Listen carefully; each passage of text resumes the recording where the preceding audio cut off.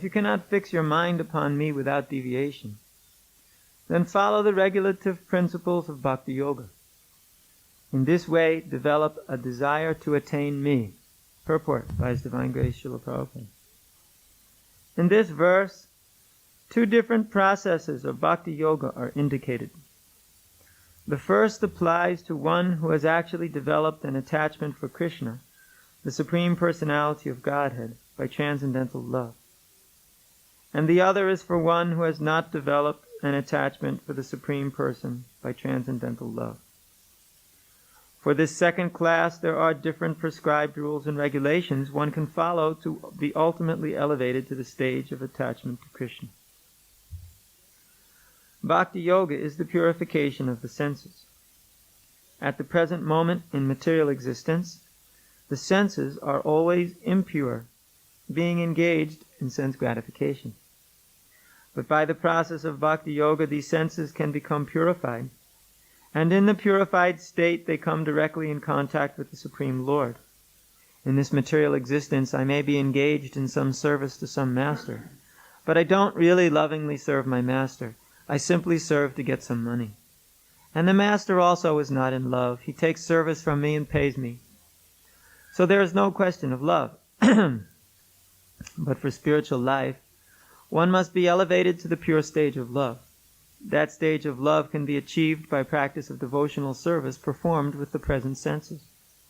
This love of God is now in a dormant state in everyone's heart, and there, love of God is manifested in different ways, but it is contaminated by material association. Now the heart has to be purified of the material association, and that dormant natural love for Krishna has to be revived. That is the whole process. To practice the regulative principles of Bhakti Yoga, one should, under the guidance of an expert spiritual master, follow certain principles. One should rise early in the morning, take bath, enter the temple, and offer prayers and chant Hare Krishna, then collect flowers to offer to the deity, cook foodstuffs to offer to the deity, take prasadam, and so on. There are various rules and regulations which one should follow, and one should constantly hear Bhagavad Gita and Srimad Bhagavatam from pure devotees. This practice can help anyone rise to the level of love of God, and then he is sure of his progress into the spiritual kingdom of God. This practice of Bhakti Yoga, under the rules and regulations, with the direction of a spiritual master, will surely bring one to the stage of love of God. Atachitam samadhatum nashrakshnoshi mayi stiram abhyasa yogena tato mamichaptum dhananjaya. My dear Arjuna, O winner of wealth, if you cannot fix your mind upon me without deviation, then follow the regulative principles of Bhakti Yoga. In this way, develop a desire to attain me. So sometimes, when we speak about the performance of spiritual practice, we speak about principles, regulations, and rules. And generally, especially nowadays, in this age, people start to flip out. They say, what is this? Spirituality, rules, regulations? That's a contradiction. Spirituality should be free, and that means no rule regulation like that. Well, that is not exactly correct. Spirituality does mean free, but it does not mean free from rule and regulation. This is a misunderstanding. It is free, or freedom, from the material nature. That's freedom, certainly. However, the freedom from material nature does not necessarily mean freedom from regulation. Because so long as one is unregulated, it is almost impossible to become freed from the material energy. That is why in the bhakti process, we are doing what is called the bhakti process. Bhakti is a form of yoga. And we perform this bhakti yoga under prescribed rules. Each yoga practice is a discipline. Yoga implies discipline. Even when you think about it, just if you think about a yogi and yoga, you think about somebody who is performing all kinds of asanas, pranayam, meditations. So that person is performing some very strict austerities. You think of discipline automatically. As soon as one thinks of yoga, he thinks of discipline. That is the nature of yoga. Now, actually speaking, to perform this discipline is not the yoga in and of itself, but it is helpful for the performance of that yoga. Yoga is the connection. In Sanskrit, yoga, it means connection. Just like also in the Sanskrit terminology of astrology. There are yogas between planets, connections, when they meet. Yoga refers to linking. Two things linked together, that's yoga. When the living entity links together with the supreme and transcendental consciousness, that's yoga. That is a state. When you perform some form of yoga process to attach oneself to the supreme, then that is known as karma yoga or jnana yoga or dhyana yoga or bhakti yoga. These are processes by which the living entity will come to be connected with the supreme. And each and every process has its particular rules and regulations. And according to the process, the rule and regulation is different. Now that's not unusual.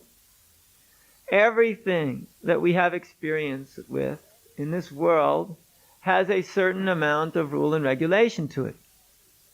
It is not that you can do whatever you like and attain whatever you like. To attain one kind of result, one requires one kind of practice. To attain another kind of result, one requires another kind of practice. If you want to be known as a professor, you have to go through the practice into university, get a degree, and then you're qualified. It's a discipline. One has to be disciplined. At least so much is required to get the degree. And then even when he wants to teach, he must follow certain rules and regulations within the university.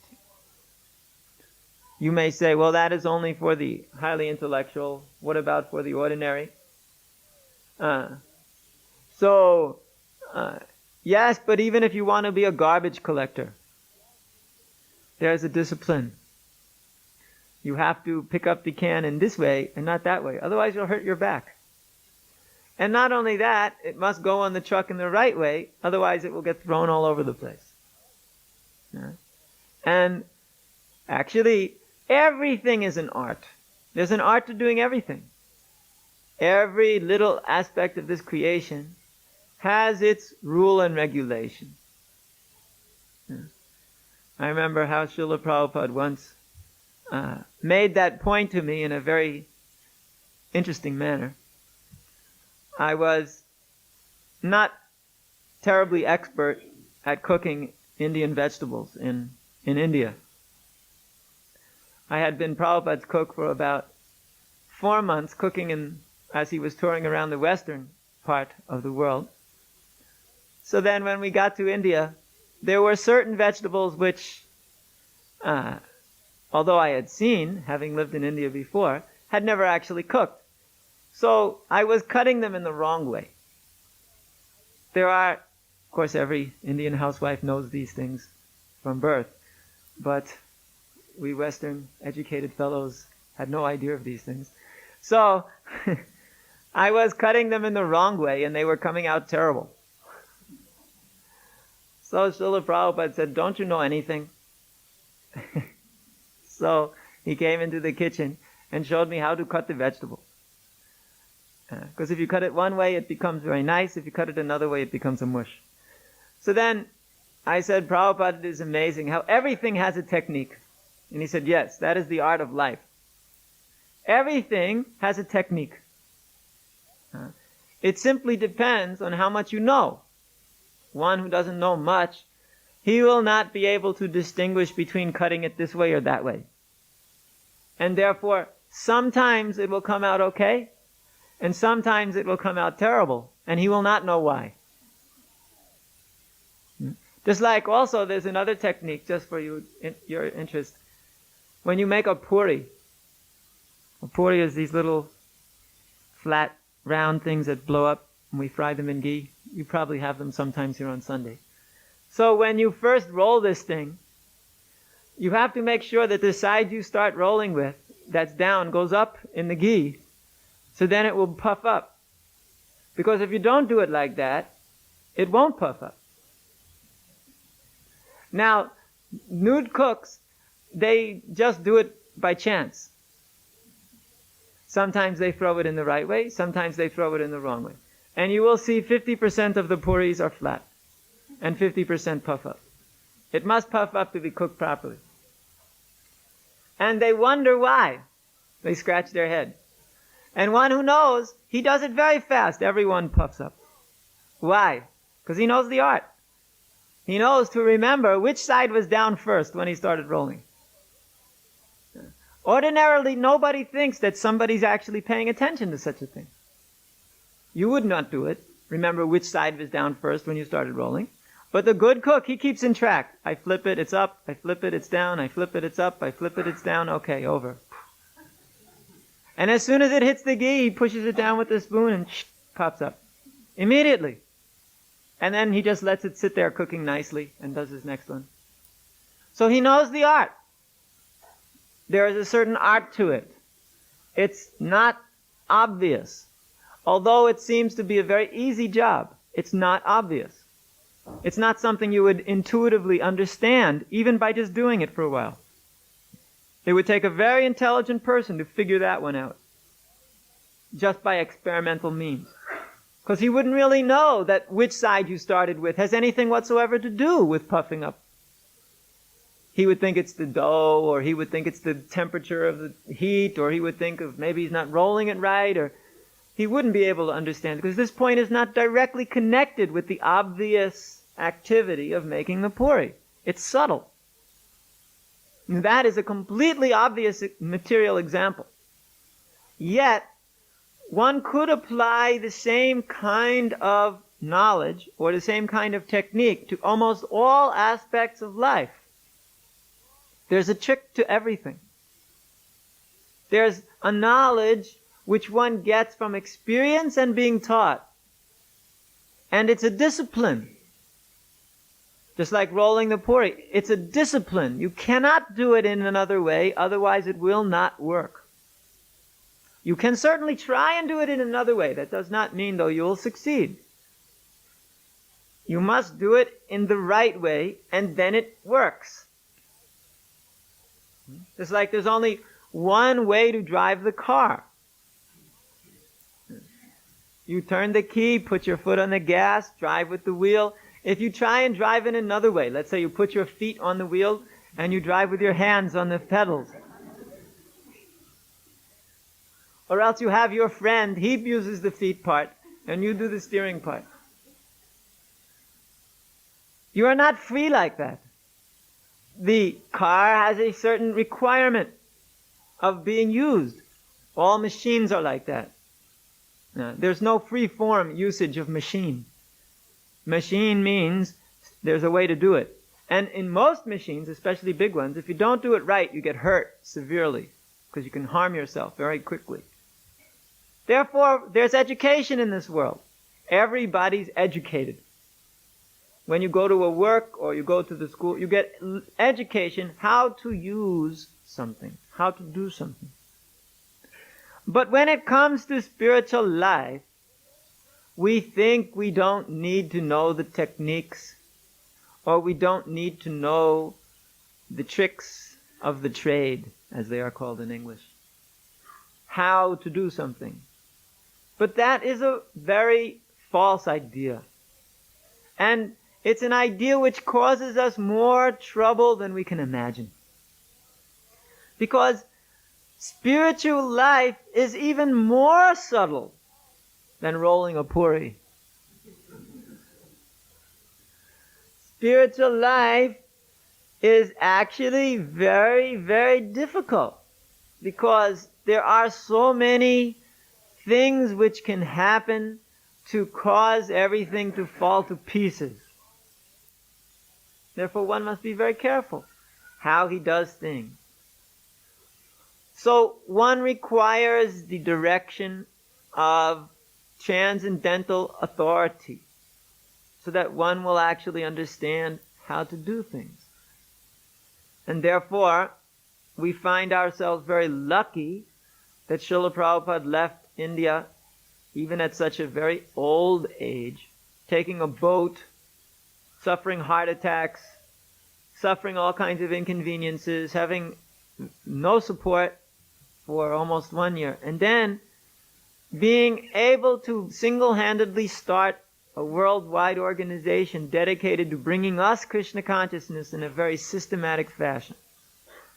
If it was not for his dedication as a teacher and some persons' dedications to be students, there would not have been Krishna consciousness today in the way it is throughout the world. Because it is dependent on teacher. There must be somebody who knows the art perfectly well.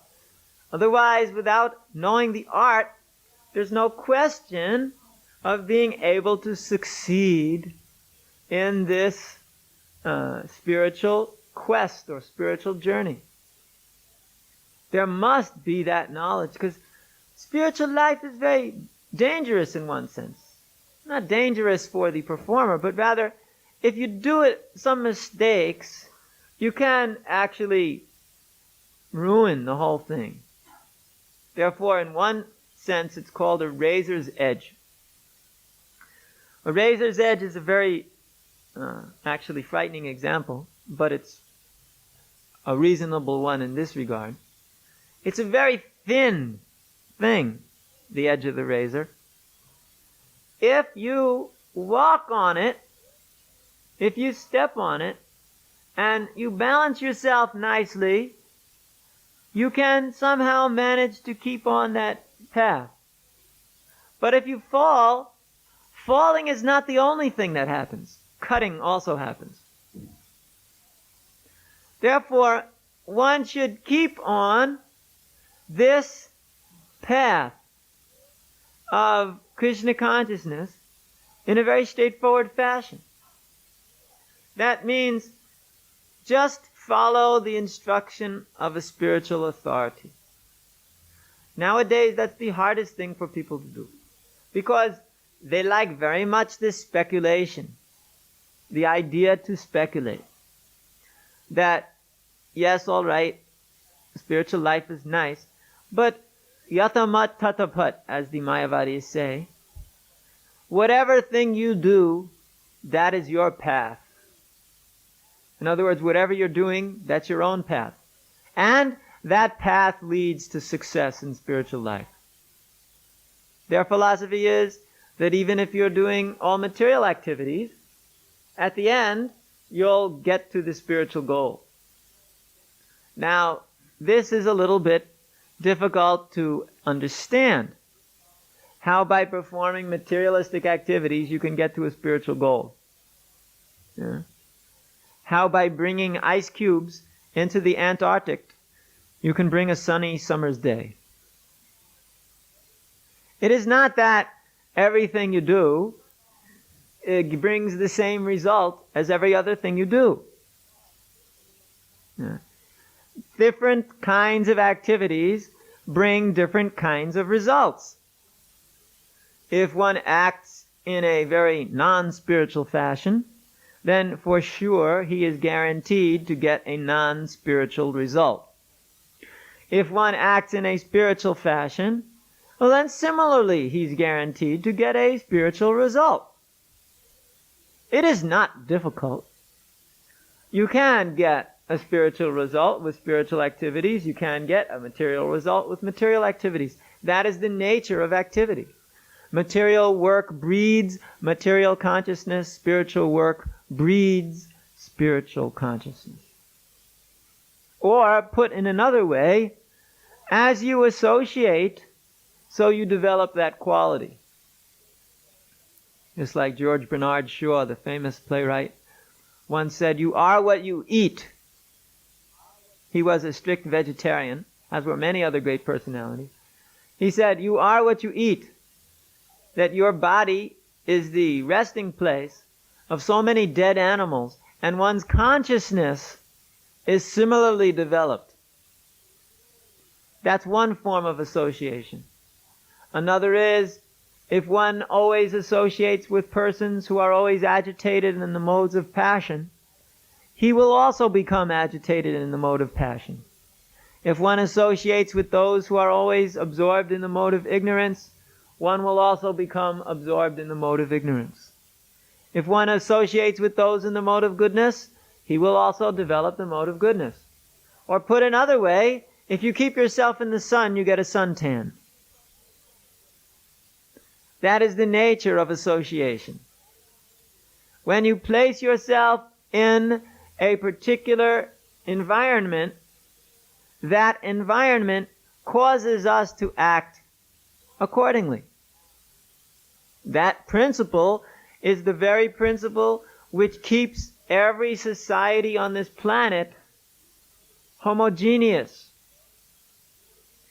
Those who take birth within the society develop the qualities of the people in that society. Therefore, Germans have a characteristic way of acting. Swiss have a characteristic way of acting. Swedes have a characteristic way of acting. Russians have a characteristic way of acting. Americans have some mess of a characteristic way of acting. Chinese have some characteristic way of acting. Everybody has his characteristic way of acting. This is a product of his social training. Because of his social framework, he develops the qualities of that framework. That is natural. And we all accept this. That you develop the qualities of the place you live in because you were trained up by television, radio, newspapers, your parents, your teachers, your friends, your work, your necessity, your responsibility. Everybody's trained up that way. And even if one wants to be a revolutionary and not be demonstrating the social characteristics of his country, actually he just becomes a raucous person, or one who still demonstrates the characteristics of his country, but in a very boisterous manner, very loud or very rebellious manner. But he doesn't change his characteristics. So this particular social phenomena, which is the basis of regeneration of every society on this earth, is a demonstration of the principle that you become like that which you associate with. If you associate with something, you develop those qualities. So that same principle is active in spiritual life. Not because it's a material principle used in spiritual existence, but because it's actually a principle which is valid coming from the spiritual platform. Because that principle is there on the spiritual platform, it manifests on the material platform too. That's the principle of association. Sangha in Sanskrit. Sangha, the association. We have in spiritual life called sadhu sangha. Association with saintly persons. Persons who have an understanding of what is spiritual life. Sadhu sangha, lavamatra hoy. This quotation from Chaitanya Charitamrita is actually saying, if you associate with that a devotee of the Lord, even for a moment, then lavamatra sadhu sangha sarva shastikoi. The Shastra says even that little moment of worth of association is sufficient to get one ultimately to the point of liberation. Just a small amount of association is sufficient to grant one or to help one get to the point of liberation. There are many examples of this. Prasangam ajaram pasham atmanam kavayo viduhu saeva sadhushu kritaha mokshadvaram apavritaha. This is in the Srimad Bhagavatam.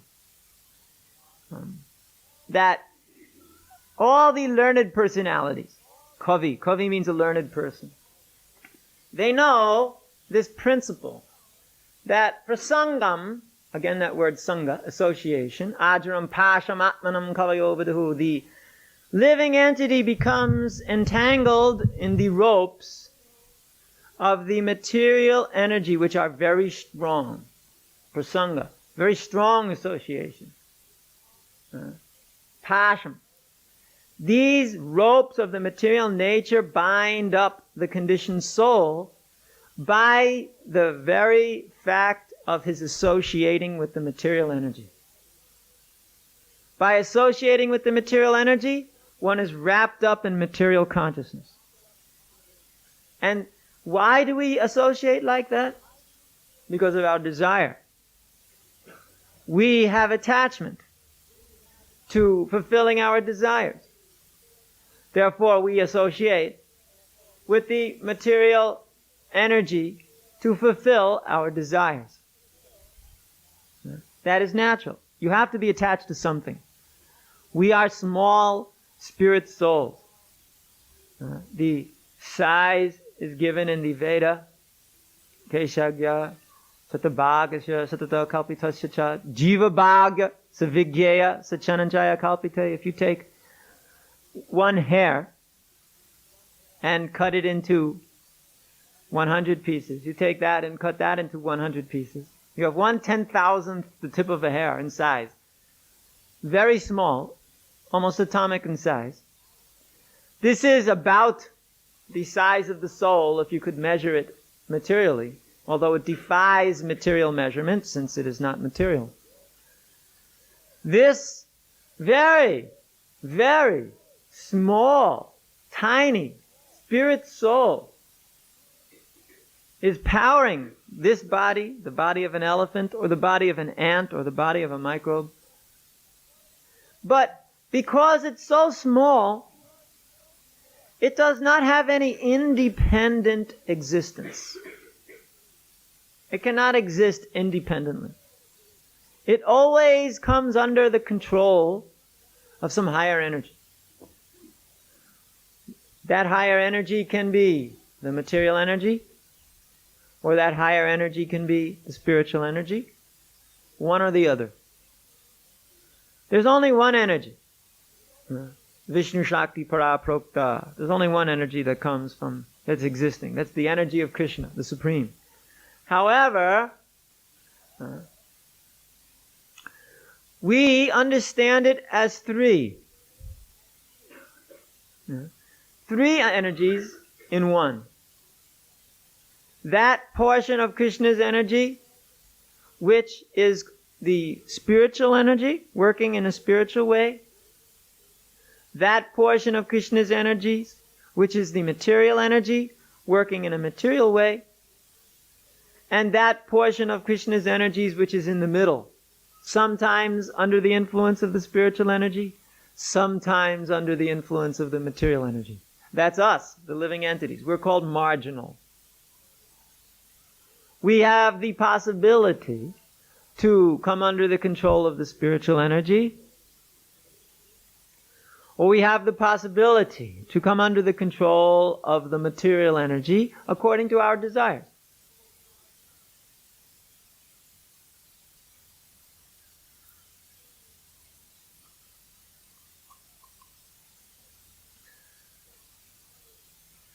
So, we are small, and being small, we have to take shelter under one of these two energies, spiritual or material.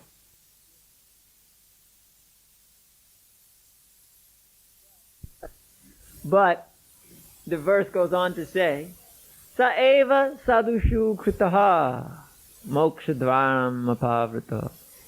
If we can simply develop attachment for someone who is sadhu, saintly person. Saintly means he's interested in bringing you to Krishna consciousness. He himself is Krishna conscious and he wants to bring you also there, to that level of Krishna consciousness.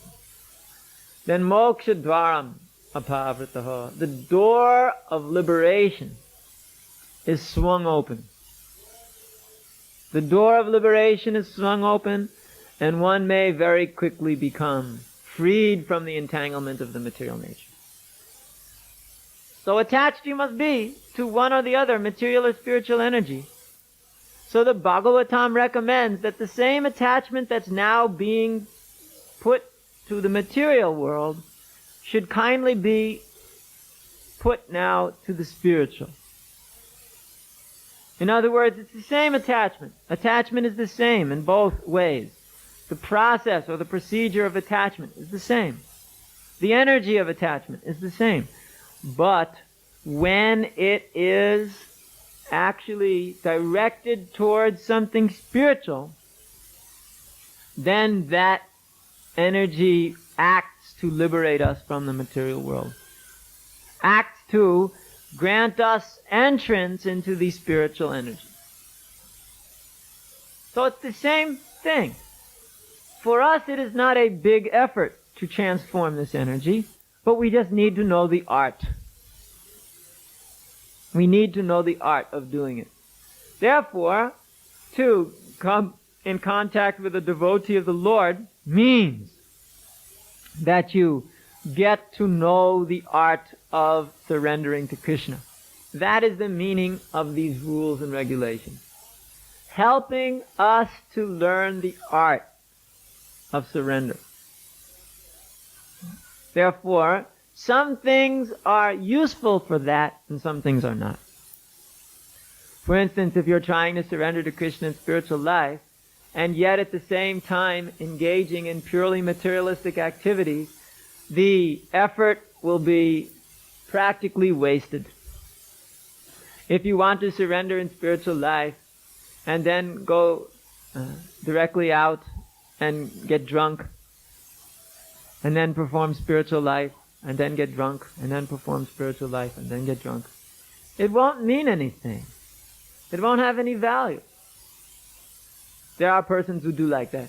They do some meditation for 20 minutes a day, and then when that is finished, then they are again engaged in the same kind of materialistic activities as before. That kind of on-again, off-again meditative process isn't going to get us results very quickly. Maybe in hundreds of years, something. But we're talking here about dangerous situation in this material world. It's a dangerous situation. We are actually fighting for our, I don't want to say fighting for our life because that means rebirth. Fighting for freedom from the cycle of birth and death.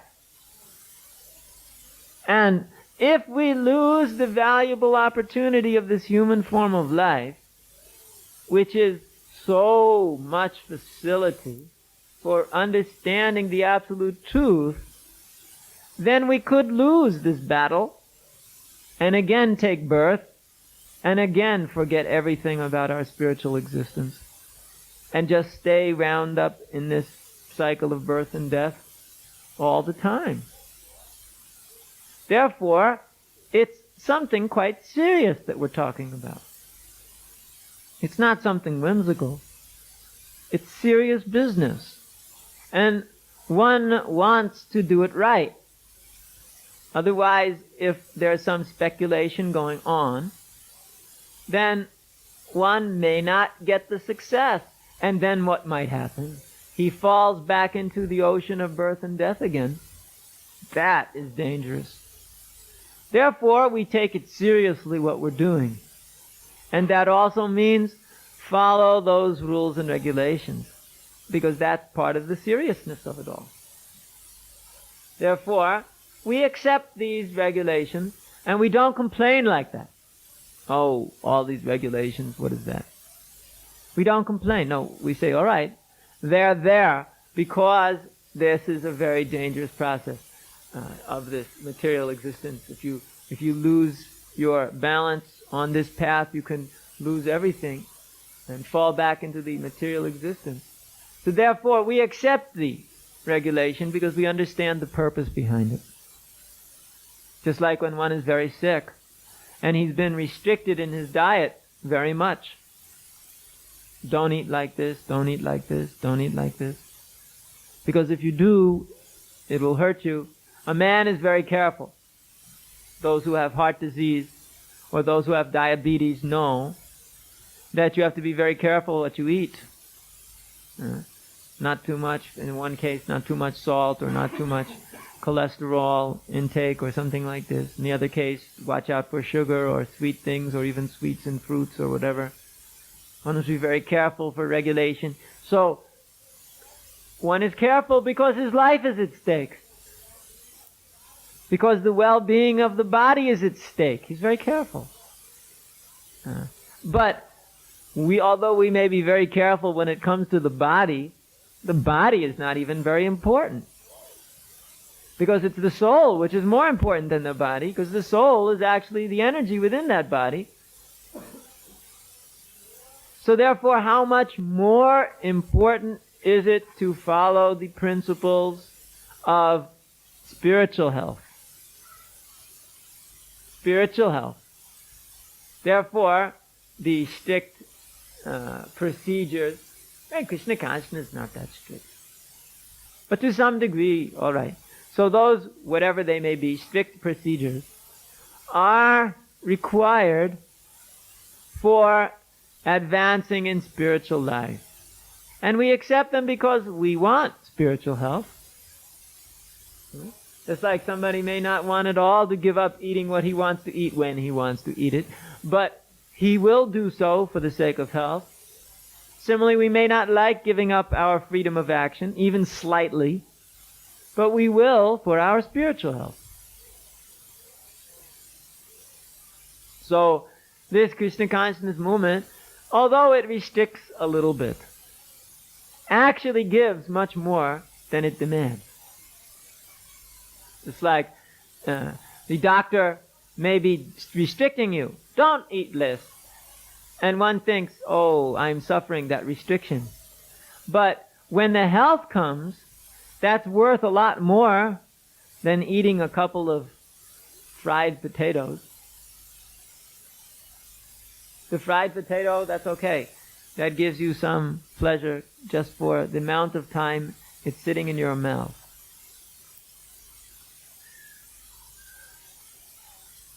Whereas the health gives you pleasure all the time. But this is the problem with this sense business. Because we don't care. We don't care for the health. The tongue wants to eat nice fried things, so eat. That's all.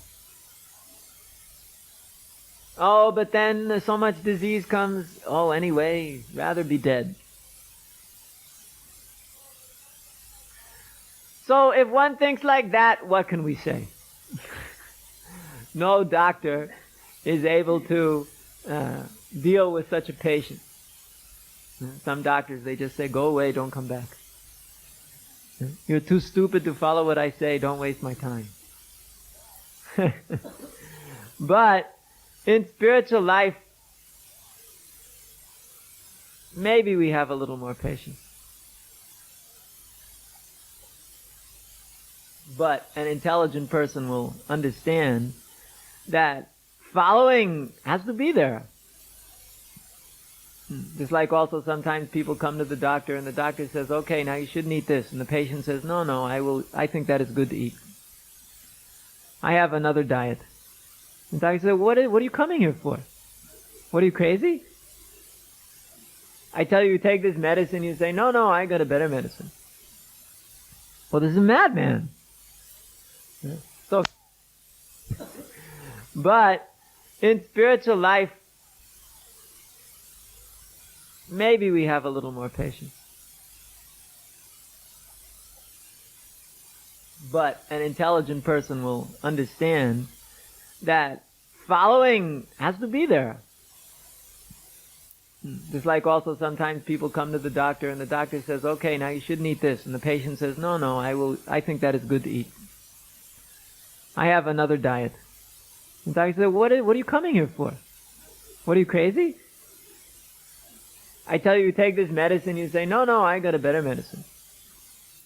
Well, this is a madman. So if you think you know better, then go do your own thing. Don't bother me. I have plenty of patience. So, similarly, one should not come in spiritual life and then say, well, I've got my philosophy. I've got my medicine. I've got my mantra. I've got my yoga position. I don't require, so then why bother? Then do your thing and be happy. Oh, you're not happy. Oh, I wonder why. So if one actually wants to get some success in spiritual life, then he has to follow a little bit of discipline. We're not asking for big amounts. Just enough. Just something to get by. For instance, if this week all you did was become a vegetarian. Now that's not a big step. It's not a big step. It's a little step, tiny little step. But it will help so much in spiritual life. So it's not we are demanding that much. It's just one little step. Then after that little step, another little step. We give you another hint. So every week, one little step. Pretty soon you've gotten some distance. Little step, little step, little step, little step. Enough little steps, you've gone some distance. It is not that one has to make big jumps, otherwise you cannot do it all. Sometimes people think like that. Unless they can make a big jump in spiritual life, then they better not make any jump. And in that way they guarantee no jump will ever be made. Because they're never going to make a big jump. Sometimes people said to me, I've heard this also, yes, one day you will see me in your temple all shaved up and one of your devotees. I said, well, why don't you come visit in the meantime? He said, no, one day I will just join. One friend of mine once said that.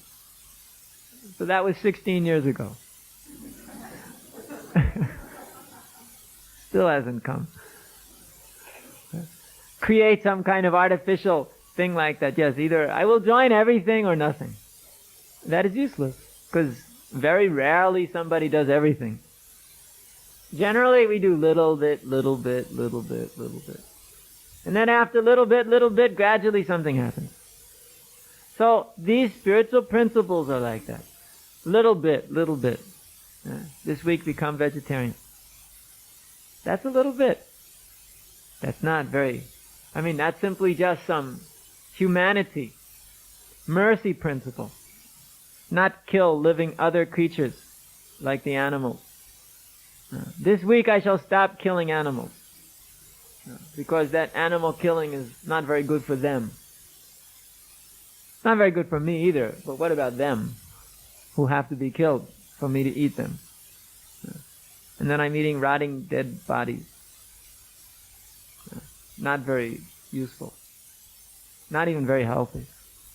Much more healthy you can take fresh fruits and vegetables which are meant for the food for human beings. So, little step can be made. Not very big step. Then next step. Next week we give you another step. Another little thing to do. And after a short while, pretty soon you become Krishna conscious. Becoming vegetarian does not mean you'll become Krishna conscious.